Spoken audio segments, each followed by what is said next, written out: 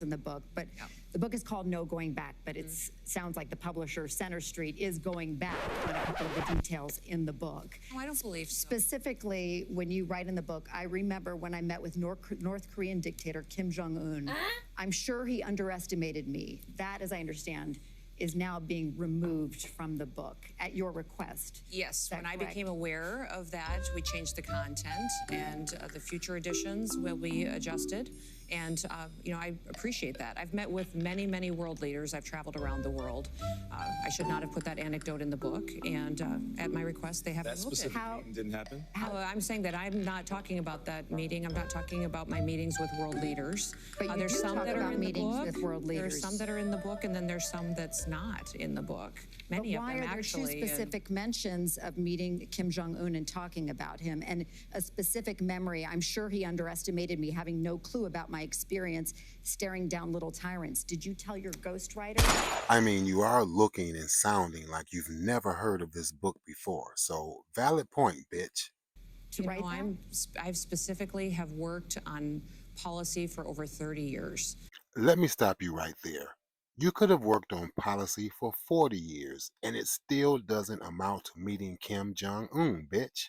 And over that time, I have traveled around the world, and I have met with leaders around the world. And that anecdote, I've asked them to change the content, and it will be removed. But the question still remains, why is it being removed, bitch?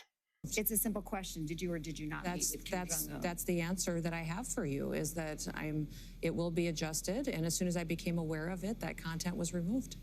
So just sit there and look like the Bride of Frankenstein and smile like Chucky and hope that this line of questioning is over. Hooray to these reporters. This is how you hold a lying politician's feet to the flame. We need more of this. 2 weeks ago, South Dakota Governor Kristi Noem was widely considered one of the top contenders to be Donald Trump's VP pick. But that all changed after the release of excerpts from her new book titled No Going Back. Who's at the top of the list to run with Donald Trump? I would have said your name.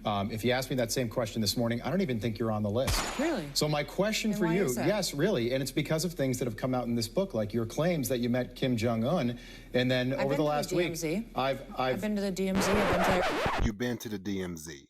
Problem is, bitch, we didn't ask you about the DMZ. We asked you about Kim Jong-un, whom is not in the DMZ. Governor, one second. I will give you an opportunity to respond. I just want to get this out there. So here's the quote from the book.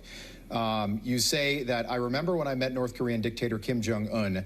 I'm sure he underestimated me, having no clue about my experience staring down little tyrants. Governor, that never happened, did What it? I have said in the book is that when I became aware of the content, that we had it changed. The set of English words you seem not to grasp right now is what I've been asking you since you've been here is, why was it changed, bitch? And that's the way that it is. So I should not have put that anecdote in the book. That I'm not going to But talk an about my anecdote meetings. indicates that it happened, I'm right? not going to. I've been involved in policy for 30 years. For 30 years, I've been. None of that policy led you to meet Kim Jong-un. So the book is a lie, you're a lie, and you're going back, bitch.